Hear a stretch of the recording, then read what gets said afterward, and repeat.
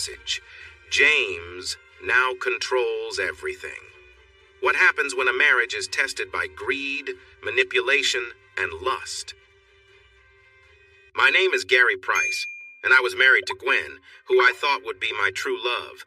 We got married right after college, mainly because she was expecting a baby, and we were in love. I studied computer science and business, while Gwen studied art and loved to have fun with a minor in finance.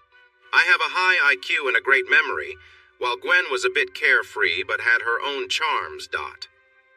Our first child was William, and a year later we welcomed Sarah. Gwen decided to stay at home while I worked as a systems analyst for the government. My bosses noticed that I was doing well at my job, so I received a promotion. However, I wasn't allowed to talk about my work. Even with Gwen, our relationship was enjoyable in many ways. Gwen was open to trying new things, but there were boundaries, she said, and I respected that. When the kids started school, Gwen expressed her desire to work to help with our finances. I agreed because no matter how hard I tried, she never seemed completely happy with what we had. Our mortgage took up most of my paycheck, but she wanted a bigger house in a nice area. Gwen began working as an assistant at an accounting firm, and while her salary was decent, I noticed the money started going mostly to her new car instead of our shared expenses. When I questioned her about why her paycheck was going into her personal account and not ours, she got very upset, arguing that she earned it and could decide what to do with it. In response, I closed our joint account and changed where my paycheck went. One evening, she tried to use her debit card for gas, but it didn't work. She had to pay out of her own pocket, which led to a big argument when she got home. For the rest of the week, we didn't speak much. Over the next few weeks, things calmed down, but I felt we were growing apart. One night when Gwen came home, I suggested that we talk. After the kids were in bed, we sat down facing each other. Gwen looked worried and a bit sad, so I started the conversation. Gwen, I know things have been tough between us, and we need to sort things out. You are spending more money than we can afford on things we don't really need, like your fancy car. This has to change. You mean you don't want a divorce? Is this only about money? I thought you were seeing someone else. She started crying and almost knocked me off my chair as she approached me. Gwen, I can't believe you said that. You know I love you so much. There could never be anyone else for me. But you have to stop spending like this. Okay, I understand that I got a bit out of hand. It's just that my friends have nicer things and I feel like I can't keep up. Friendship isn't about competing. If it is, maybe you need new friends. I like my friends, and I want to keep hanging out with them. I promise I'll spend less. Is that all right? If you keep that promise, we won't have to talk about this again. Then we will be fine. That night, she showed me affection in a way that took me by surprise. Over the next few months, she kept her word, handling her car expenses and even paying for some groceries on her debit card. At work, our department supervisor had a heart problem, and I had been filling in for him for the past 6 months. I was called into the director's office and told he wouldn't be back because of his health. They asked if I would take the job permanently, which was a big promotion and came with a good raise. I was thrilled and even received extra pay for the time I had already been doing the job. Our financial worries were eased, and I felt more relaxed. We needed to celebrate. After dinner, I shared the good news with Gwen, and we decided to plan a vacation later that year. We got approval from our HR departments and made our plans. After looking at many brochures, we settled on a 2-week trip to one of the Cayman Islands. The day before we left, we stayed at Gwen's parents' house to leave the kids there. The next morning, her dad drove us to the airport.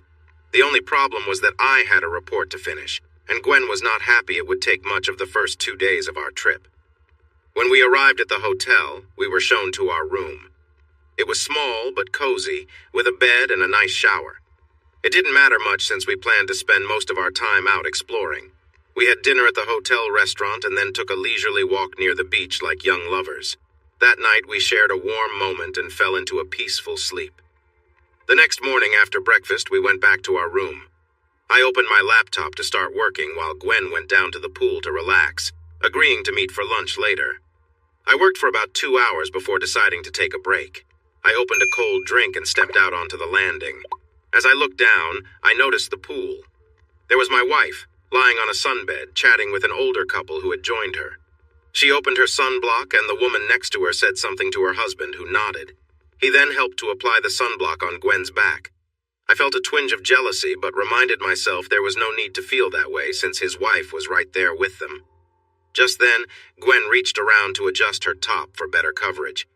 Feeling a rush of frustration, I quickly left our room for the pool area, but by the time I arrived, Gwen was on her own. "Hey, honey, taking a break from your work?" I called out. "Yeah." "Who were those people you were talking to?" she replied. "Oh, just an older couple on vacation. James and his wife Mary. They're staying in the hotel next door, and the two places share the pool." We spent about an hour chatting before going back to our room to change for lunch. After we ate, Gwen returned to the pool while I went back to my report. A little later, I paused for another break and looked down at the pool. I saw Gwen talking to the same couple. I decided to introduce myself. As I walked over, Gwen waved and I joined them. She introduced us, and Gwen mentioned that Mary had invited her to go shopping later that afternoon. Mary needed to drop off their morning purchases at their apartment and left James and me alone. James, who claimed to be French but spoke with no accent, and I chatted about various topics until our conversation turned to women.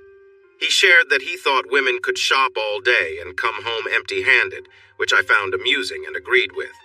Then he expressed his belief that women were influenced by superficial things and not always reliable. I defended Gwen, saying she was trustworthy. He laughed and said he could win her over by the end of the week if he wanted. I told him he was welcome to try, but that I fully trusted my wife. He chuckled and called me naive, suggesting many women were swayed by material things. In contrast, he said women from other backgrounds were often treated differently. I was about to respond when he glanced at his watch, said he needed to leave, and we shook hands before he walked away. I felt uneasy about Gwen spending time with someone who thought that way, and decided I would talk to her about it. When I returned to our room, I discovered Gwen had already gone out. I went back to my work and finished my report 2 hours later. I called Gwen on her phone, but it went straight to voicemail, so I sent her a message. "I finished my report early. Where are you? I would like to join you and we can go somewhere nice for dinner." 2 hours later, she replied, "Sorry, I forgot to turn on my phone. I had a fun time shopping. Wait until you see what James bought for me. I'll see you soon." I waited in the room for her until 7:30 and was about to call her again when she came in, carrying several shopping bags with fancy labels. "Where have you been? I've been waiting for over 2 hours. It's getting late for dinner." "Oh, I stopped at a restaurant on the way back, so I've already eaten." "Great. Now I'm here by myself."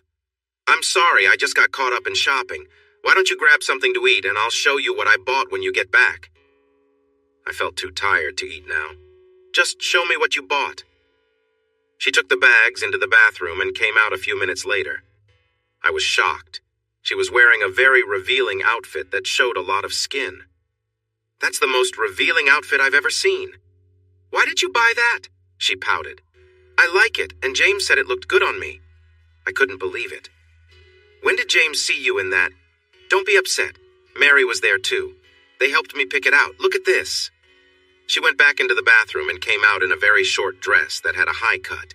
She wore bright heels and a see-through wrap. I was not impressed. "I didn't just buy things for myself. I got you a little gift too." She handed me an envelope with a ticket inside for deep-sea fishing the next day. "I know you enjoy fishing.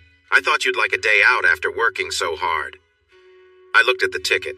I had to be at the boat by 7:30 a.m. and wouldn't be back until 4:30 p.m., and lunch was included. I thanked her for the gift, but then she said something that bothered me again. "James and Mary invited us to a nightclub with them tonight, so you should get ready." "No." "What?" I said no. "I don't want to go out with your new friends tonight or any night. I want to spend some quality time with you." "But I already said we would go." I tossed the phone to her. "Well, you can tell them I've canceled. Now put on something that isn't so revealing and we can go dance in the ballroom downstairs." As she started to dial, I added, ****, and don't ask them to join us, ****.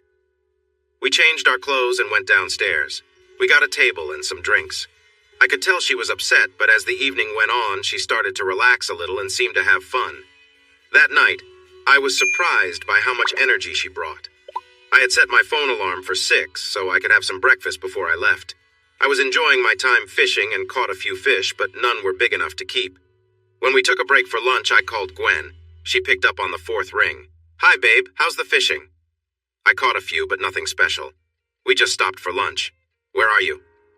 "James and Mary are taking me shopping in a little town up the coast. We're on the boat now. Mary and I are relaxing while James steers. You don't mind, do you?" "Well, I do. You're spending too much time with them. We need to spend time together. Look, they're my friends, and I want to be with them. It's my choice. We're supposed to be on holiday together to reconnect. Have you forgotten? I don't want to argue now and ruin my day. I'll see you tonight." I got back from fishing around 5 p.m., but the room was empty. I called Gwen, but it went straight to voicemail. I sent her a text and waited. By 8 p.m., I received a text with a photo attached. It was a picture of my wife in a nice dress outside a nightclub. The message said, "I'm going out with James and Mary. You're not invited because you said you wouldn't come. Don't wait up. I might not be back tonight." I went down to the reception and showed them the picture, asking where the nightclub was. They gave me directions, and I called a cab. When I got to the club, I saw a long line of people waiting to enter. I tried to get in, but the bouncers stopped me and pushed me back into some bushes. As I brushed myself off, I glanced up and thought I saw my wife looking down at me, but I couldn't be sure. I tried calling and texting her all night, finally falling into a restless sleep dot the next morning. I woke up and immediately tried to call Gwen, but it went to voicemail again. I asked her to call me back because I was worried. Then I texted her, leaving a message to please contact me. After changing and showering, I went for breakfast, but I waited in our room for her to reply. On a whim, I looked in her wardrobe and noticed some empty hangers. I opened a few drawers, which were nearly empty. Then I looked for our luggage and saw that her bag was missing. A sudden feeling of worry washed over me as I rushed to the bathroom. Why had she packed her things? Was she planning to leave? Just before I went out for lunch, I received a text from Gwen. "Sorry you couldn't get into the club last night, but James told the doorman not to let you in. You would have spoiled my evening anyway. I'm sending you this text from James's boat. We're going island hopping for a few weeks. Please don't try to follow me. It's something I have to do. I'll be back in a few weeks and we can go on as if nothing happened. Love you, Gwen." I was about to respond when another message came in from James, and it had an attachment. "I told you I could take her away from you. Now maybe you'll believe me. It only took a little money for her to forget who she was. It happened much faster than I expected. Just buying her a $200 swimsuit made a difference. That afternoon, I got her a nice dress and some accessories for under $3,000, and she was very friendly with me. Yesterday, we visited a jewelry store, and I got her a matching necklace and bracelet for $9,000. When you saw her at the club, I was there too. She is completely in my control now. I'll send her back once I'm done, a little worn out, but still useful. Without the jewelry, of course." Feeling sick, I opened the attachment. There was a video of my wife with James. It showed Gwen doing something with her phone while James was there. After a moment, Gwen turned to the camera, smiling, and the video showed more than I ever wanted to see. I couldn't believe it. I replied to Gwen's earlier message with just 3 words. "No, we won't." I turned my phone off. I couldn't take any more. I lay on the bed and cried myself to sleep, knowing my marriage was over. I woke up at 7 p.m. and went down to the restaurant for dinner, but I couldn't eat. I thought about drinking to forget, but that wasn't me, so I went back to my room. The next morning, I realized it wasn't a dream. My life had turned upside down, and there was nothing I could do. I called the airport to change my flight to this afternoon and started packing. I put all of Gwen's clothes into 2 trash bags and threw them in the dumpster behind the hotel. I checked out and went to the airport. On the flight, I called Gwen's parents, Ted and Amy, to ask them to pick me up at the airport. When Ted asked why we were coming back early, I said I'd explain later. After we landed, I went through customs, grabbed my luggage, and walked into the arrival area, where I saw Ted waiting for me. He looked at me, then searched behind me for Gwen. When he asked where she was, I told him she wouldn't be coming. "What do you mean she's not coming, Aunt? Is she okay?" he asked. "Let's get to the car. It's a long story," I replied. Once we were in the car, Ted asked again what was going on. "Where is Gwen?" As we drove, I quickly explained that Gwen had left me for another man. He didn't believe me, so I promised to show him the proof when we got home. When we arrived, the children were already asleep. We sat at the dinner table, and I shared everything that had happened. Even after hearing the whole story, they were still unsure. So I showed them the texts and video. After seeing the evidence, Ami ran out of the room in tears, and Ted just sat there looking very sad. Then he stood up, placed his hand on my shoulder, and apologized for our daughter's choices. Ted and Amy offered to take care of the children for the next few weeks while I figured things out. The next day, I went to see a lawyer and told him about my situation. He asked if there was any chance we could get back together. When I said no, he explained my options. I could file for divorce based on infidelity since I had enough proof. However, it would likely mean a 50-50th split, with me paying support for her and the kids. She would probably get to keep the house until the children turned 18. I told him to prepare the papers anyway. There was no way I wanted to stay married. Next, comma. I made an appointment to see the director at work. When I got there, I was taken straight in. We shook hands and he asked what was going on. I explained everything and even showed him the video. He was shocked. He told me that anyone in the NSA who had a big life event needed to talk to a company counselor. An appointment was set for me to see Amanda Gray, our psychologist. I had met her briefly when I joined the NSA. She was a few years younger than me, about 5'6", with a pleasant appearance and a sharp mind. When I returned home, the house felt empty. It didn't seem like a home anymore, just a place to sleep.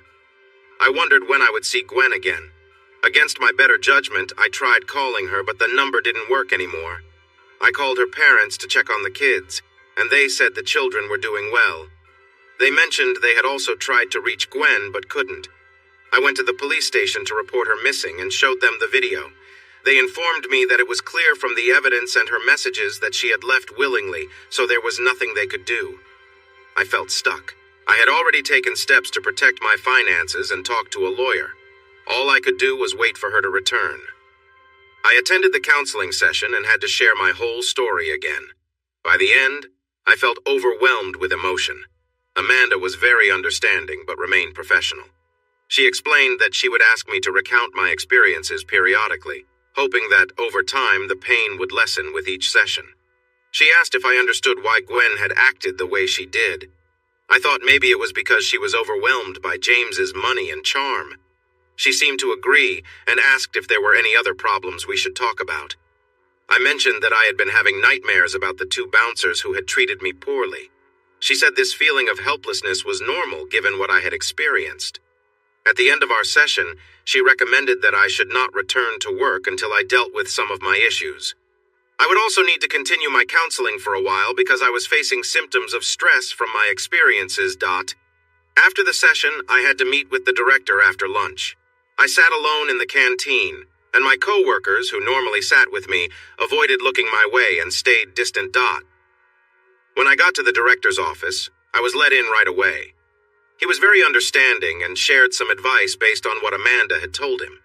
He informed me that I was suspended from my duties until further notice and would need to attend 3 counseling sessions each week. To help with my feelings of helplessness after the incident, he suggested I could take a self-defense class with the Marines at Quantico after each session. This was optional, but I was eager to improve my physical and mental state. The classes would start next Monday and continue on Wednesday and Friday until I was ready to return to work. I was nervous about the first appointment and reliving that difficult week. When I arrived, I was shown right in, and Amanda and I shook hands to start the session. By the end of it, I felt emotionally drained, but Amanda assured me that this was normal at the beginning. For lunch, I went to a nearby deli to avoid the pitying looks from my co-workers in the canteen. After lunch, I made my way to Quantico for my first workout. My instructor was a Marine named Mike Sanders. He looked me over and bluntly told me I had a lot of work ahead. Then he laid out my fitness plan, which included weights, running, swimming, and daily exercises like 50 push-ups, 50 sit-ups, and a 2-mile run on days when I wasn't at Quantico. By the end of the day, I was exhausted and had hardly finished my workout. That night, I slept deeply and was thankful not to have any nightmares for the first time. In the morning, I felt really sore all over and walking was painful, but I put on some comfortable clothes and attempted my 2-mile run. I reached the park and had to sit for about 10 minutes to catch my breath. But at least my aches had gotten a bit better, that is, until I stood up again and realized I couldn't run anymore that day. So I went home and took a long, hot bath. I was determined to get fit and make Mike proud, so I decided to join a gym. The next day was a gym day, and I limped into Amanda's office. When she asked what happened to my leg, I told her. She tried to hold back her laughter, but eventually we both ended up chuckling. She said my sense of humor was a good sign for my recovery, and we continued with our session. After 2 months of counseling, I could talk about that tough week without getting upset, and Amanda seemed impressed. I started to look forward to my sessions, including the one at Quantico, and even the homework. The 2-hour gym sessions twice a week really paid off. I no longer had a dad belly. Instead, I gained a lot of muscle and was feeling good. I even updated my look, buying new clothes and changing my haircut to a neater style, kind of like a military cut, but not as short. After 3 months, Amanda said I could go back to work, but I still needed to see her once a week. I was a bit sad about this because I liked her and wanted to spend more time together. I asked her out to lunch, but she said it wouldn't be right to have a relationship with a patient. However, she encouraged me to ask again after our sessions were over. I felt excited and hoped to be fully better soon. I still hadn't heard from Gwen and figured I probably wouldn't. She seemed to be enjoying life without me, but I found myself not caring as much. I talked to my lawyer, who said it wouldn't help much to try and divorce her since I couldn't reach her. He suggested waiting until she'd been gone for a year and then filing for desertion. That's what I decided to do. After 4 months, Amanda told me I didn't need counseling anymore and asked me out to lunch. I was thrilled. Since I went back to work, I realized it wouldn't work for the kids to stay with their grandparents anymore. So I arranged for a part-time nanny named Maria to help take the kids to school, pick them up, and make dinner. By the time I got home, I could help them with their homework and spend some time together. I took them out on Saturdays and to Gwen's parents for Sunday dinners. I soon noticed that the kids were struggling with their mom being away, and their schoolwork started to slip. I decided to talk to the principal, who suggested child counseling after I explained everything. After dating Amanda for a while, we had mostly kept things simple, just a few dates and goodnight kisses. I didn't want to rush anything as I was starting to really like her, but wasn't sure if she felt the same. Then one evening, she invited me to her apartment for a drink. It was a Friday night, and I had time since my kids were staying with family. It was the first time I had been to her place, and I was impressed by how neat and cozy it felt. As we sat down with the hot chocolate she made, Amanda spoke up. "Gary, we've been seeing each other for over a month now, and you haven't made any moves. Is it because you're still hurting from your wife leaving? Or do you not find me attractive?" I took a deep breath before replying. "It's true that it hurt when she left me and the kids, but I'm not thinking about her anymore. As for you, Amanda, you're beautiful. I just didn't want you to feel like a rebound. So when are you going to take the next step? Or do I need to ask for it?" Without saying much, I moved closer to her, and we shared a long, passionate kiss. It felt like everything else faded away. We stayed like that for a while, just enjoying each other's company. We were connected in a way that felt natural, and we let the moment guide us. Later, the night ended with both of us feeling closer than we had before. It was a moment of shared understanding, care, and affection, something neither of us had experienced for a while. It wasn't about rushing things or needing something to happen. It was just about being together in the moment, respecting each other's pace and allowing our feelings to deepen naturally. We knew this was just the beginning of something meaningful. There's something special about the connection you share during an intimate moment. As we enjoyed ourselves, she started to feel the excitement building. Once we both caught our breath, we joined each other in the shower and shared some loving times before heading to bed, where we quickly fell asleep. The next morning, I woke up to the wonderful smell of breakfast cooking. After I got ready, I walked into the kitchen to find Amanda making pancakes and bacon, one of my favorite meals. She looked a little shy and joked, "Breakfast is ready."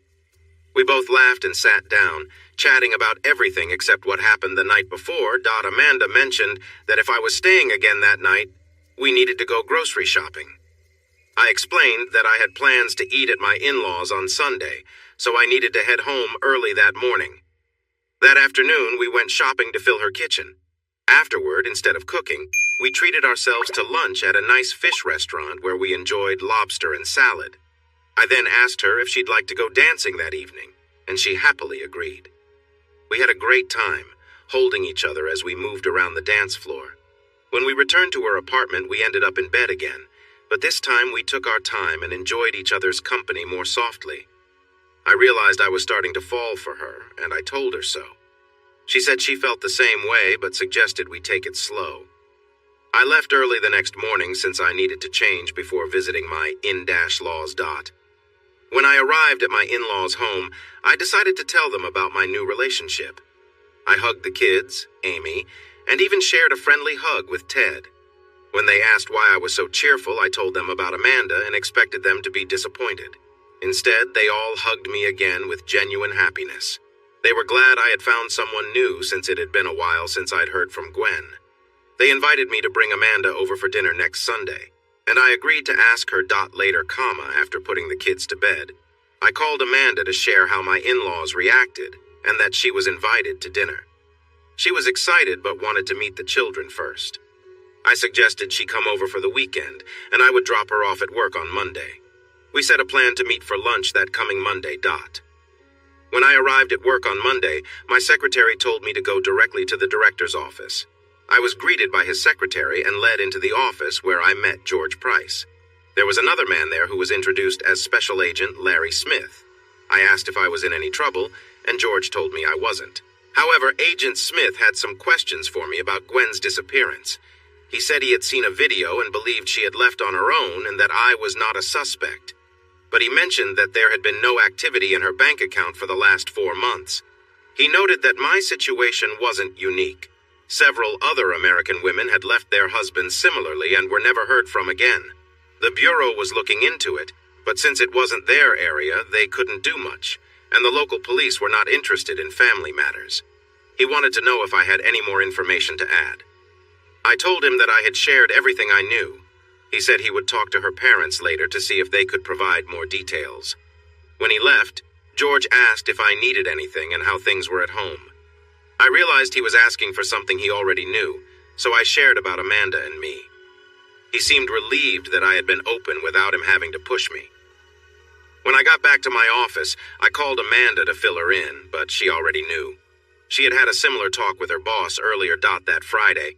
I picked up a nervous Amanda and drove her to my house to meet the kids. As soon as we got out of the car, William and Sarah came running out the door and hugged me tightly. Sarah was the first to speak. "Are you going to be our new mommy?" Amanda looked at me and smiled as if to say, "Well, tell her." "I don't know yet, sweetie, but I really hope she wants the job." I smiled back at Amanda and she blushed a bit as she picked Sarah up. "How about you two show me your rooms?" They walked inside and Maria greeted us with a smile and gave me a thumbs up. "Mr. Price, since you mentioned bringing a guest home, I made something special for dinner. Roast chicken with all the sides. It will be ready in 15 minutes. I told my husband I'd be home later so I could serve dinner and clean up." "Maria, thank you for doing all this. I really appreciate it and insist that you join us for dinner." By the time I finished setting the table, Amanda and the kids returned, excitedly talking about their rooms and how tidy they were. I glanced at Maria, who avoided my gaze.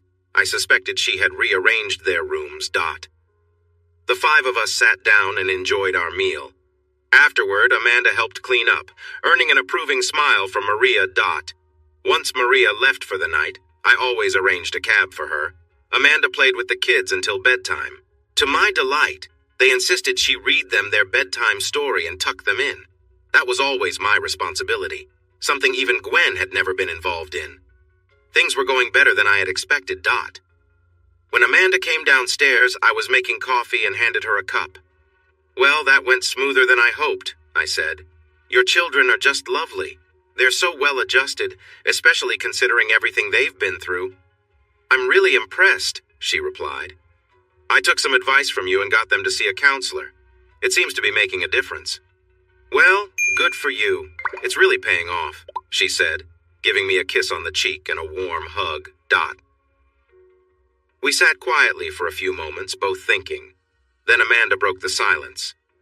"Gary, Did you mean what you said earlier about wanting me to be their mom? Yes, but only if you want to. The pay isn't great, but there are some perks, I said with a smile. What do you think? Is this your way of proposing? Yes, I guess it is. Am I moving too fast? Yes and no. No, you're not going too fast, and yes, I accept. She jumped into my arms, and we shared a heartfelt kiss. That night, there was no need for any grand gestures. We were focused on the kids, and I wasn't ready to rush anything yet. On Saturday, I told the children that Amanda had agreed to be their new mom, though she wouldn't be moving in right away. They seemed to understand. We all headed to the mall and treated ourselves to milkshakes. The kids asked Amanda lots of questions, which she answered with patience. Later, we spent the morning looking for an engagement ring and finally chose a diamond solitaire. Sarah was over the moon about the whole experience, but William didn't seem to understand what all the excitement was about. Since the kids had been so well behaved, we let them choose where to eat, and we ended up at Pizza Hut. We spent the rest of the day buying things for the kids, new sneakers and soccer boots for William, and trainers and a leotard for Sarah. Of course, we also picked up groceries for dinner, but the kids weren't nearly as interested in that dot. That evening, Amanda made lasagna with garlic bread, and it was a hit. The kids and I cleared the table, and we sat Amanda down with a glass of wine, as a small thank you for cooking.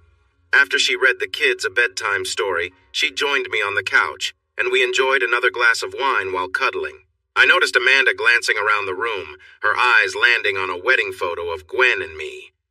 I explained that I kept the photos up because I didn't want to erase Gwen from the kids' lives. Amanda thought it was a great idea, acknowledging that their mother might return someday. That night, we said goodnight and headed to our separate rooms. Sunday morning, I found Amanda in the kitchen making breakfast while the kids watched TV. I came up behind her and gave her a gentle hug, kissing the back of her neck. She smiled and leaned into me. If the kids weren't here, you'd be in trouble for that, she teased with a grin. I noticed that she seemed a little uneasy, so I asked her why. We're going to see your in-laws after breakfast, and it will be the first time they meet their new daughter-in-law, she replied. I honestly hadn't thought of it that way. Now I'm nervous too, but I believe it will be okay, I said. After breakfast, we all got into my car and drove to my grandparents' house. When we arrived, Ted and Amy came out to greet us. I introduced Amanda to them, and we all went inside. Amy took Amanda's hand and asked, "When did this happen?" I could feel my cheeks heat up as I replied, "It happened yesterday. Is that a problem?" Amy looked at Ted and said, "As long as she treats you better than Gwen did, everything will be fine. But if she hurts you, she'll have to answer to us." Amanda quickly went to Amy and hugged her tightly, tears in her eyes. "You don't have to worry about me. I could never hurt Gary. I love him too much. Thank you for being so kind to me. I wasn't sure how this meeting would go." Ted came over and wrapped his arms around Amanda. "Welcome to the family. We think of Gary as our son, and now we have a daughter too." The day ended with Amanda and me putting the sleepy children in their car seats and waving goodbye to their happy grandparents. That night, we slept in separate beds for the children's comfort. In the morning, we woke up early for work. While we got ready, Maria made breakfast. We said goodbye to the kids and headed out. I dropped Amanda off at her apartment to get her car before going to work. We met for lunch every day and sometimes went back to her place for a quick visit. Ted and Amy took care of the children on Friday nights so we could go out dancing and later return to her apartment. On Saturdays, we picked up the kids for a day out, and Sundays were spent with the in-laws. A year after Gwen left, I got a divorce and was granted full custody of the children. Amanda and I set a date for our wedding the next spring. Amanda and Amy started planning everything, and Ted advised me not to get involved, letting them handle the arrangements. My parents had died when I was young, and my aunt raised me. She passed away shortly after my marriage to Gwen, so I didn't have family to invite. Just a few friends. Amanda hadn't heard from her older sister in 10 years, so it was unlikely she would come either. We invited many of the people who attended my wedding to Gwen, as both Amy and Ted insisted we were now family. I could see that Ted was close to tears when Amanda asked him to walk her down the aisle, and Amy teared up when she was asked to be her matron of honor. I chose William to be my best man, and Ted explained what he needed to do. Sarah was chosen as a bridesmaid and helped pick out her dress. It was almost 2 years since Ted walked Amanda down the aisle and gave her to me. There were hardly any dry eyes in the church. The reception was fancy but small, with only 25 guests. For our honeymoon, we traveled to the Bahamas for 2 weeks of sun, sand, and relaxation. When we returned home, both of us felt refreshed and ready for married life. Gwen was just a distant memory. 6 months later, Amanda said something that made my heart sink. "Honey, we need to talk." I sat down with her, feeling heavy inside and trying to hold back tears. "What do you want to talk about? I thought we were happy." I could see concern on Amanda's face. She quickly came into my arms. "Oh, darling, I'm so sorry if you misunderstood. There's nothing wrong and we are very happy. I love you more than I can say. We need to talk because I'm pregnant and it's twins. We need a bigger house." I almost fainted with relief and pulled her close for a warm kiss. I was filled with joy. We started looking for a new home right away since we had only 7 months to find the perfect place. With our combined income and part of the money from our old house, I saved the rest for Ted in case Gwen returned, we had enough to buy a nice 5-bedroom house with a guest suite and a pool nearby. The house needed some work because it had belonged to someone involved in crime, and it was stripped by the authorities. We moved in 2 weeks before Amanda gave birth to our twins, Jason and Wendy. We named them after Gwen's parents, which made them very happy. Amanda decided she wanted to stay home with the kids until they started school. We kept Maria on to help with chores. For the next 3 years, life was as good as it could be, or so I thought. One morning at work, I was called to the director's office. When I arrived, I was greeted by a man in a formal suit who was introduced as Special Agent Frank Grimes. We shook hands and I took a seat. While we settled in, George poured us some coffee. "Gary, may I call you Gary?" Frank asked. "Sure, but only if I can call you Frank." "Now that's settled, I have to let you know this conversation is being recorded. Is that okay?" "As long as I get a copy, I don't mind." "Of course. First, let me assure you, you are not in any trouble. The recording is just for reference. Could you please tell me everything that happened up to the point when your wife sent that last text?" "Oh no, not again." I told the whole story once more, hoping it would be the last time. When I finished, Frank slid a photo toward me and asked if it was Gwen. I looked at the picture, and even though she looked older and more tired, it was definitely her. I nodded. "Yes, that's her, a bit older, but it's definitely her. Why?" "She's in a safe place after being rescued 3 days ago, and she wants to see you. While she doesn't have a right to see you, she can see her children. We think it would be best for you to see her first. I know you're hesitant, but she has an important reason for not contacting you in the last 5 years." Gwen's story, told by Gwen. I was really looking forward to our trip to the Cayman Islands, so I packed and unpacked my bags many times until I felt ready. Then the day before we left, Gary had to dampen my mood by saying he needed to finish a report and it would take up our first 2 days there.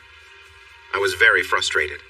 That night, when he reached for me, I turned away and moved to the edge of the bed, deciding to hold off on being close for a while.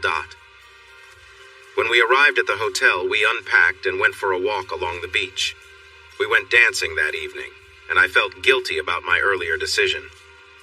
Back in our room, we quickly showered and went to bed, where I made up for the night before the next morning. We had breakfast, and Gary started working on his report while I went to relax by the pool. After about an hour, 2 people came to sit next to me. They were a married couple, and he had retired comfortably and visited the island every year. His name was James, and her name was Mary. My back started to feel a bit sunburned, so I took out my sunscreen. Mary jokingly told James to help me with it. I didn't think much of it since she was right there, so I handed him the bottle. While we talked, James helped apply the lotion to my back and asked if I would mind loosening my swim top a bit. Without thinking much, I did so and kept chatting with Mary. As James continued, I noticed his fingers brushed against my sides. I felt a little thrill, but didn't say anything. Once he finished, he got up. Mary mentioned she needed to go back to their apartment for her hat and asked if I wanted to join her for some shopping afterward. I agreed, and we planned to meet in front of the hotel in about 45 minutes. Just then, Gary returned, taking a break from his work. I introduced him to James before heading up to change. I met Mary as planned, and she called a cab to take us shopping. She suggested we grab a coffee first, so we went to a nice restaurant where we ordered coffee and cake. We were talking about our shopping trip when James came over, pulled out a chair, and sat down. I was a bit surprised because I didn't expect him to join us.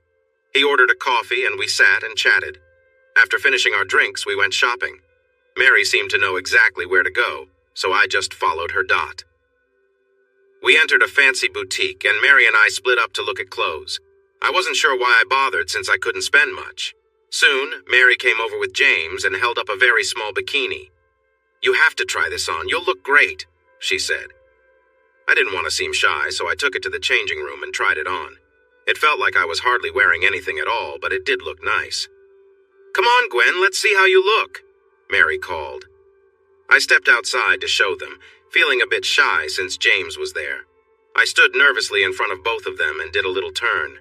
James then said, "You look amazing. You really should get it as a gift from us." I decided not to argue and gave him a quick hug and a peck on the cheek. Then I went back to change. While I looked in the mirror, the door opened, and James walked in.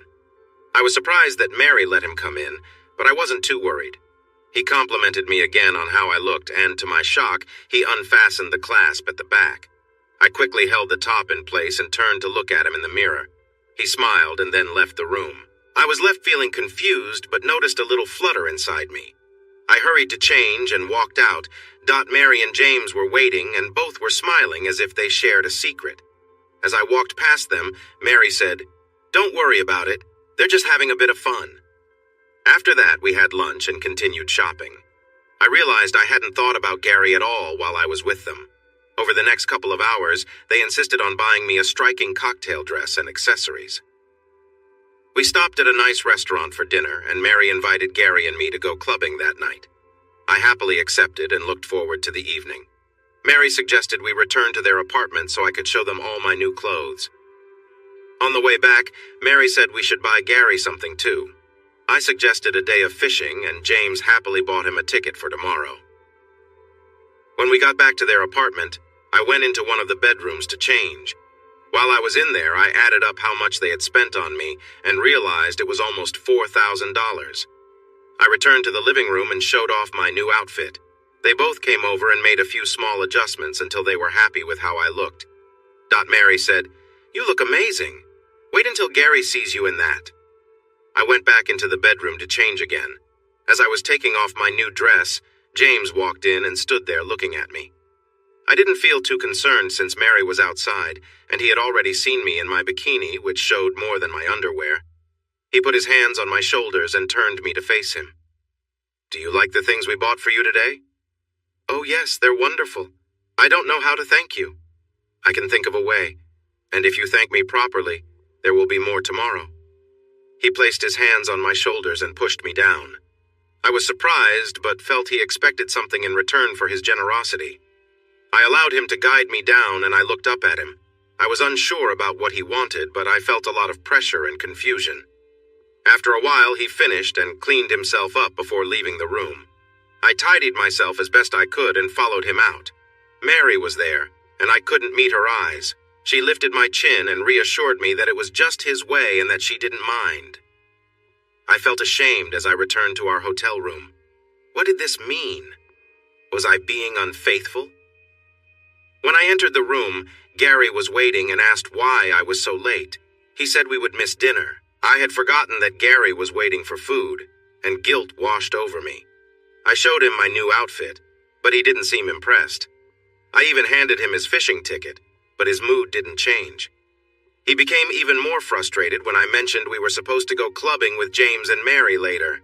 He outright refused and made me call Mary to cancel Dot. We ended up going out dancing and had a great time. When we came back to our room, I tried to be close with him to ease my guilt. In the morning, Gary had already left for fishing, and I didn't expect to see him until later. Mary called and asked if I wanted to go on a trip up the coast to a different resort. I agreed, and she suggested I bring my new bikini and outfit with me. We planned to meet outside the hotel in an hour. We headed to James's boat and set off. I was excited about what they might buy me today and what I might have to do to earn it. I knew I had become dependent on their gifts, and I realized that at some point, James would expect more from me, and I likely wouldn't say no. As we left the marina, Mary suggested we change into our swimsuits and enjoy some sun. Mary took off her top and encouraged me to do the same, so I hesitantly followed her lead. It felt a bit daring to be in just my swimsuit in front of James and Mary. A little later, Gary called me on my phone and asked what we were up to. I explained we were heading to another part of the island, and he got upset, saying he wanted me to stop spending time with James and Mary. I told him I would do what I wanted and that I'd see him later before ending the call. When we arrived at our destination, we went out for lunch and then shopping. This time, they took me to a fancy jewelry store where Mary chose a necklace and bracelet for me that cost $9,000. I knew Gary would be upset about the price, but I thought, what he doesn't know won't hurt him. After shopping, we headed to their apartment for lunch. After we ate, Mary said she needed to run some errands, leaving me alone with James. We chatted for a bit, and then he stood up and walked behind me. I felt him gently slide the straps of my swimsuit off my shoulders, and his hands brushed against me. I couldn't help but react a little. He helped me up and led me to the bedroom. I knew I had crossed a line and realized I would have a hard time facing Gary later. Mary insisted we go to a club that night. When I mentioned that Gary wouldn't come, she said he wasn't invited anyway. I was surprised by her boldness, but agreed. I changed into my new outfit and jewelry, and we headed to the club. Before entering, I noticed several missed calls and texts from Gary. I felt frustrated with him for trying to control my life. I stood outside the club, took a selfie with the vibrant lights behind me, and added a message. Going out with James and Mary. You're not invited, as you said you wouldn't come. Don't wait for me. I might not be back tonight. I felt a sense of triumph. We entered the club, skipping the line since James was a regular, and Mary explained they had a special arrangement with the owner. We were taken up to the roof, where a table was set for 3. Mary mentioned we would have dinner first before joining the others at the party. We sat down and the meal was served. Lobster, salad, and a special dessert, all paired with white wine. After dinner, I began to feel a bit off, and when I mentioned it to Mary, she suggested it was probably the wine.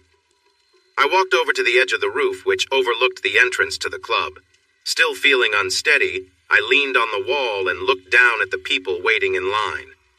As I stood there, things started to blur, and I felt strangely detached from myself, like I was watching from a distance. As I tried to focus, I noticed Gary down below, trying to get into the club, causing a bit of a scene. Meanwhile, something strange was happening around me. I felt hands guiding me, but I was too disoriented to react properly. In my hazy state, everything became confusing and overwhelming. As I struggled to make sense of things, shame and regret began to creep in, and I felt tears starting to form.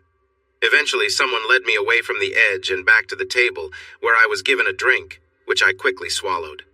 The next thing I knew, I woke up in a small cabin on a boat and we were moving. I got up and made my way to the deck, where the sun felt harsh against my head. We were out at sea. I asked where we were going, and they told me we'd be sailing from island to island for about a week. I immediately said I needed to return to the hotel to talk to Gary, but Mary suggested I text him, saying we had already agreed that I would be away for a while. I didn't recall any such agreement. Mary then showed me a video from the previous night and made it clear that if I didn't agree to join them, she would send it to Gary. Feeling trapped, I gave in and sent the text she had written. It was a moment of helplessness, and I had no choice but to comply, feeling conflicted and weighed down by the situation. After I finished texting Gary, I went below deck to my cabin, feeling overwhelmed and unsure about how to fix things when I got home. As I entered, I noticed my suitcase sitting by the bed. It turned out that while I was occupied, Mary had gone to our hotel room, taken my door card, packed my things, and brought them on board without me realizing it. For the next 2 weeks, we traveled from island to island, but it was nothing like I had imagined. At every stop, I was locked in my cabin while they went ashore, only being let out when the boat left each port. During this time, I was treated more like someone to be controlled rather than a guest or friend. I felt trapped, and my sense of isolation grew with each passing day. One morning, I was called to the deck and saw a plane approaching. It was a seaplane, and it landed a few hundred yards away. James took a small boat out to meet it, returning with a man he introduced as Raphael, though he told me to call him Raph. I felt uneasy, as Raph's gaze made me nervous. He and James spoke for a while, clearly making some sort of deal. I could tell from their conversation that something unsettling was happening. Raph made me uncomfortable from the moment he arrived. But when Mary casually told him he could take me to their bedroom, I was too shocked to respond. Raph led me away, and when I refused to comply with his demands, he struck me, knocking me to the ground. It was clear I had no choice but to do as he said, and fear gripped me as he made it clear that my fate was now in his hands. He told me that he had paid James a large sum of money for me, and from that moment on, I was expected to do whatever he wanted. He warned me that my life depended on pleasing him, and the threat was real. Feeling completely helpless, I did as I was told, all the while wishing I had listened to Gary, and realizing I might never see him or my children again. Once he was done, Raph spoke to James, satisfied with whatever arrangement they had made. The entire ordeal left me feeling more trapped than ever, unsure of what would come next. As I was getting ready to leave, Mary stopped me to inform me that all my belongings were packed, except for the jewelry, which they planned to use for their next target. We took off in the skiff and headed away from their boat. During the journey, we stopped twice for fuel and changed pilots twice, but I had no idea where we were going. I slept a lot, suspecting that something had been added to my drinks. Eventually, we landed at a private airstrip where two identical SUVs were waiting. One vehicle was used for the luggage, while Raph and I got into the other. We drove for about an hour before reaching a small marina where we boarded a large yacht. After a 2-hour sail, we approached a small island, docked at a pier guarded by armed men, and were driven in 2 jeeps along a narrow road through the jungle. Soon, a large building came into view, which I first thought was a villa. However, it became clear that it was more like a private compound, complete with a helicopter pad and numerous guards patrolling the area. We pulled up in front of the main building, and Raph instructed a servant to take our bags to our rooms. We entered the building and walked through a short hallway that led into a spacious atrium lined with curtained areas. I could glimpse large beds behind some of the curtains. A tall, elegant woman approached and greeted Raph with a kiss on the cheek. "So, is this the new girl?" she asked. "Yes, her name is Gwen, and she's quite capable. Show her to her room and explain the rules." The woman told me to follow her, and we climbed a winding staircase to a landing that overlooked the atrium. We walked along a short corridor to a room marked Celeste. "This is your room," she said, "and from now on your name is Celeste. I suggest you forget your past and accept your new life here. It will make things easier." I entered the room, noticing there was no lock on the door. It looked like a luxury hotel room, complete with a private shower and bathroom, a balcony with a sea view, and a large bed that seemed to fit several people. There was also a walk-in closet and a hot tub. "My name is Rhonda," she said, "but you will call me Madam or Mistress. You are not to speak to any man unless he addresses you first, and you will always call them Sir. The only men you may speak to freely are the servants who wear white uniforms. Your handlers, all women, will have name tags, and you are to address them as Ma'am. Do you understand?" "Yes, madam," I replied. "Good. You're catching on quickly. Now remember, you are no longer Mrs. Price. You gave up that life when you got involved with James. You turned your back on your family for a mere $4,000. From now on, you're just another woman who has been bought." With that, she left, leaving me alone in the room, overwhelmed by the realization of what my life had become. You didn't appreciate what you had, and now you've lost it all for a small amount of money and a foolish decision. Your husband and children are better off without you, so it's best to forget about them. They will likely be raised in a better environment by someone who values them more than you did. Your responsibilities here are simple. You will do as instructed and ensure that all guests are content. If anyone has a complaint about you, there will be consequences. These could range from mild discipline to more serious punishments, depending on the situation. The most extreme punishment for disobedience or attempting to escape is being thrown off the cliff near your room. If you follow the rules, things won't have to be difficult for you. You are here to entertain the guests and meet their needs, even if some of them have specific or uncomfortable requests. It's important that you understand this is your role now. Over the next month, I was trained in how to handle various situations with guests, learning to meet their expectations in every way. My first event was scheduled for the weekend, and I was feeling both anxious and uncertain. There were 15 of us to serve the guests, which included 8 men and 2 women, all connected to a European crime group. We were expected to socialize with them, dance, and endure their advances. At some point, we would be taken aside for more private interactions. Afterward, we were expected to clean up and return to the party until it was over. At the end of the night, we would be paired with a guest to spend the rest of the evening in their company. On average, there were about 3 parties each month, in addition to visits from individual guests 2 to 3 times a week. I learned from the other women that James wasn't the only person involved in bringing people here. There were at least 2 other suppliers.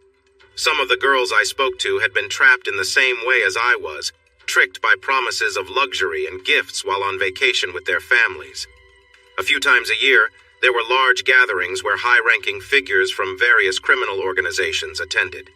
These events typically involved 5 or 6 leaders, along with their close associates and security teams, totaling about 50 guests in all. I had been at this place for nearly 5 years, and another one of these cartel events was approaching. For the past 2 gatherings, a particularly unpleasant cartel boss named Sanchez had requested me as his exclusive companion for the entire weekend. During our last encounter, I left with serious injuries and spent a week recovering. This time, I had been informed that Sanchez had asked for me again, and I was expected to fulfill all of his demands. On the first night, he shared my company with one of the other girls, and while it wasn't as bad as before, I remained anxious about what might come next. The next morning, Rhonda told me to pack my things because I was sold for $200,000 and had to leave the next day. I thought about jumping off the balcony, but I was too scared to do it. I told a friend about what was happening, and she started crying. When I asked why, she explained that he had bought other girls before, but he only kept them for a short time. I asked her what happened to them, and she said one of the guards told her that when he was done with them, he sold them to a place in Mexico. That night, he told me that I belonged to him now, and from then on, I would be very busy. I lay in his arms until he fell asleep. Then I moved as far away as I could and started to cry. I wished I could go back to my happy life with my loving husband and kids. While I was feeling sorry for myself, I suddenly heard loud noises outside. I sat up and listened closely. It sounded like trouble, with shouting and running. Sanchez jumped out of bed to find his gun. Just then, 2 people wearing masks rushed in. One injected something into Sanchez's arm and pushed him to the floor. The other one marked our door and then came to tie my hands, telling me to stay still. I was scared and confused. A man came in and asked who I was. I told him briefly and then he left. Later, a woman in a uniform came, untied me, and told me to get dressed. She led me downstairs where I saw other girls. There was a lot of mess on the floor and walls, but fortunately there were no serious injuries. I saw Rhonda with the others, and in a moment of anger, I hit her. One of our rescuers pulled me back before I could do more. She's not one of us. She's one of the ones who kept us captive, I yelled. The woman asked if I was certain, and when everyone agreed, Rhonda was tied up and taken away. After talking to the authorities in England, I was flown to the U.S. for another interview at the FBI office. That's where I learned that my ex-husband had remarried, and his new wife was raising my children. I asked to see them and was waiting for a response. Now, back to my meeting with Special Agent Frank Grimes. Frank told me about Gwen's situation. It was sad, and I felt a little sorry for her, but in the end, it was her own decision that led her there. In my view, she got what was coming to her, but we both needed to find some closure. So I agreed to meet with her. All right, I'll meet her, but I don't think it will make a difference. As for her seeing the kids, we'll have to see about that. I was taken to an empty office where Gwen was waiting. She looked nervous, so I started the conversation. Hi, Gwen. How have you been? Hi, Gary. It's been a while. You look good, and I see you changed your hair. It really suits you. As for me, I've been better. Has Frank told you about the last 5 years of my life? Yeah, it sounds tough, but you brought it on yourself. What are you planning to do now? I'm not sure. I don't have any money and I don't have anywhere to stay. They have me in a hotel for now. I might have to ask my parents if I can move back in with them. Your mom will likely be okay with it, but your dad might not be. He was really upset about what happened. I can't blame him. Looking back, I can't believe what I did. I'm really ashamed. I even thought about ending it all, but didn't have the courage to go through with it. I know you might never forgive me, and I won't ask that of you. But can we at least try to be friends for the kids' sake? Let's take it slow. We shouldn't rush things. Your parents and I have kept your photos around so the kids will remember you. It could still be a lot for them, and I plan to get some professional advice on how to reintroduce you into their lives. Things have changed while you were away. They now have a brother and a sister. Yes, I heard. Are you still living in the same place? No, we had to sell the old house because it was too small. We took out a mortgage for a bigger one. And just so you know, your dad is holding onto half of the equity from the house for you in case you need it. You've always been a good friend. I don't understand why I treated you so badly. I wish I could make things right with you and the kids. I know it was tough when you chose to move on, but if you had just been patient, things could have worked out. In the last 5 years, I've been promoted twice, and now I'm a deputy director. Anyway, I have other things to do. I'll talk to your parents tonight and bring them up to speed. I'll update Frank on how it goes, and you can take it from there. Is there anything else you want to say? Is that it? We were married for 6 years, and that's all you have to say? I made one mistake and paid the price, yet you treat me like this. I deserve more. You owe me. I hoped we could talk civilly about this, but think about it from my side. We went on a trip to try and save our marriage, and within 2 days you walked out on me, the kids, and our life together. You went off with a couple of people and said you'd be back in a few weeks. You ended our marriage right from the start when you were unfaithful. I found out because he sent me a message with details and a video. So, don't act like you're better than me when your life is a mess. You made your choices, and now you have to deal with the consequences. I owe you nothing. You've lied and cheated, and I'm glad to be done with you, Dot, with that. I walked away, leaving her very upset. I didn't get much work done that day, so I left early, which was unusual for me. I called Amber and told her I'd be home soon. She quickly sensed something was wrong and asked about it. I told her it was nothing to worry about, and I would explain once the kids were asleep. After dinner, when the children were in bed, we sat down and I told her everything. She sat quietly for a moment, thinking. You need to tell Ted and Amy and figure out what to do about her seeing the kids. I know, but I really don't want her around them. I'm worried she'll have a bad influence. She doesn't admit she did anything wrong and thinks she can just come back into our lives as if nothing happened. Why couldn't she have just stepped away? I know you're upset. You're just angry she came back. From what you said, she's had a really tough time in the last 5 years and needs help just like you did. Now go see Ted and Amy. Tell them everything and see how they feel. So I called Ted and said I was coming over to talk with them. I arrived at their place about 20 minutes later and saw 2 very worried faces. I tried to reassure them, saying we were all okay. We went into the kitchen and Amy made coffee. I asked them to sit down because I had news about Gwen. Their expressions changed and Ami started to squirm. I told them everything from the start, leaving nothing out. By the end of my story, Ami was in tears, and Ted was close to it. I had calmed myself down by then and thought about what Amanda had said about Gwen needing help. I know this news is shocking, but Gwen is still your daughter, and I believe you still love her deep down.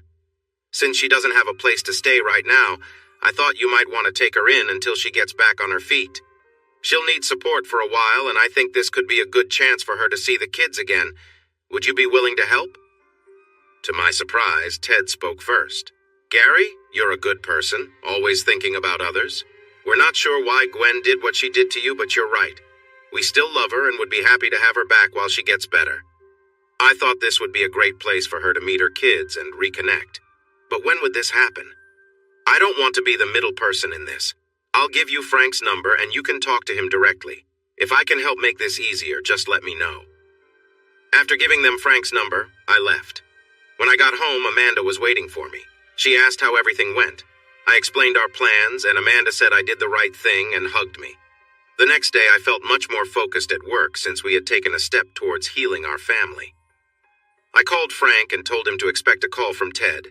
He thanked me and mentioned that Gwen was still upset after our meeting and needed rest. Later, Frank called to say he spoke with Gwen and that she felt much better after hearing some good news. I asked him when the meeting was, and he said it would be in 2 days. He planned to bring a counselor to keep things calm, but wouldn't leave Gwen there until her counselor thought she was ready. Amanda and I would prepare the kids for their meeting with their mom. The next day, we sat down with William and Sarah, who were 11 and 10 now. They could understand the idea of bringing families back together. We talked about how their mom had made a mistake 5 years ago and wasn't able to come home. But she loved them very much and missed them. She was back now, although not feeling well. Once she got better, she wanted to see them. They didn't seem too excited, but agreed to meet her because Amanda suggested it. Frank called to update me on how the meeting with Gwen's parents went. He said it started off a bit slow, but ended with tears and hugs. Gwen asked for their forgiveness, and they all felt better after. The counselor said it went better than expected and was a big step forward, but she wanted at least 2 more meetings before the kids were involved. After 3 more meetings, Gwen moved back into her old room at her parents' house. A month later, the counselor said it was time for Gwen to meet her kids. Amanda and I were nervous about this meeting since only I was invited, but the kids wanted Amanda there too. When Gwen's counselor heard this, she asked Gwen if that would be okay because the children looked up to Amanda as a mother figure. Gwen agreed, and we planned the meeting for the following Sunday, with a roast dinner being prepared by Amy Dott. On Sunday morning, we all got into Amanda's minivan and headed out. The kids were quieter than usual, and the ride felt very serious. We left Jason and Wendy with a neighbor who sometimes babysat for us. When we arrived, Sarah began to cry, saying she wanted to go home. It took Amanda a little while to comfort her. Ted stood by the open door and welcomed us inside. He mentioned that Gwen and Amy were waiting for us in the lounge. As we walked in, the kids ran straight to Amy for their usual hugs. I noticed that both Amy and Gwen had been crying. Amy spoke first. "Kids, this is your mom. She's been away for a long time and has missed you very much. Go and say hello." At first, the children hid behind Amanda, peeking out shyly. Amanda gently encouraged them. "We talked about this. There's nothing to be afraid of. Go on, say hello. She's here for you." Holding their hands, Amanda led them to Gwen. She released their hands and offered her own to Gwen, who shook it and smiled in thanks. Amanda then came back to my side, watching the kids closely, like a protective mother watching over her young ones. William was the first to approach Gwen, shaking her hand. "Hello. I recognized you when we came in. Your picture is on the wall at home, but you looked younger in that picture. I think I remember you from when I was little." I saw a tear roll down Gwen's cheek as Sarah spoke up in a surprisingly mature tone. "I don't remember you at all. I've seen your picture at home and here, and Dad says you love us. So why did you leave? You broke my daddy's heart. He was sick for a long time, and only Mom could help him feel better. Where were you?" Amanda, Amy, Ted, and I were taken aback by Sarah's words, and I worried Gwen would break down. But her counselor had prepared her for moments like this. Gwen wiped her eyes and replied, "I'm sorry I wasn't there for you and your dad. I made a big mistake and I couldn't fix it. I regret it every day and have missed you both so much. Now that I'm back, I hope you, William, and everyone else I hurt can forgive me. I'll do my best to make things right if you give me a chance." As the day went on, William began to warm up to Gwen, and even Sarah seemed a bit less upset, though she stayed close to Amanda. After dinner, Gwen sat on the sofa and invited the kids to join her. They looked to Amanda for approval before sitting down next to her. They chatted for most of the afternoon. Gwen wanted to learn about their school and interests. When they described their rooms, Gwen glanced at us and said she would like to see them someday. I wasn't quite ready for that yet, but Amanda thought it was a wonderful idea and agreed. By the time we left, Gwen and the kids were enjoying each other's company. After we picked up Jason and Wendy, we returned home and got the kids ready for bed. "Now that you've met Gwen, what do you think?" I asked. "I think she's a very troubled woman, but genuinely regrets her past actions, and it's clear she loves the children. She still cares for you, too." "I don't believe that," I replied. "Why did she break up with me if she cared so much?" "I don't think she even understands that, but I do believe she feels really sorry and wants to fix things." We talked a bit more and then went to sleep, feeling really tired. The next morning, Frank called and asked if I could pick up Gwen and take her to the office. I didn't want to, but I said yes anyway. When I got to her parents' house, Gwen was already waiting and got right into the car. I could see she had tried to look nice and even put on some makeup. We chatted about yesterday's visit on the way to the office and agreed it was a good step forward, Dot. When we got to the office, I was told to go to the War Room, our nickname for the Operations Observation Room. I took Gwen down to the sub-basement where it was. After knocking, we were let in. Frank and my director were waiting for us. The director asked Gwen to sign a security form and explained why. I called you both here because Amanda and Gwen's counselor agree you need closure after everything you've been through. First, let me tell you this. Your rescue was part of a joint operation with the UK to catch the leaders of drug cartels at their annual meeting. The operation was very successful and will disrupt drug shipments because their leaders have been captured. The ones left will be fighting among themselves for months. We are also working on stopping the human trafficking group and their helpers, like the two you unfortunately met, James and Mary. Many of them hadn't broken laws we could act on, so we had to take stronger measures. The President and other leaders in Europe have signed a declaration allowing us to take action without going through legal channels. I hope this gives you the closure you need. He then pointed to a screen in front of us, showing a big boat moving somewhere in the Caribbean. I recognized it as belonging to James and Mary. The director explained that a Navy SEAL had attached an explosive to it before it left the dock, and we were watching through a satellite.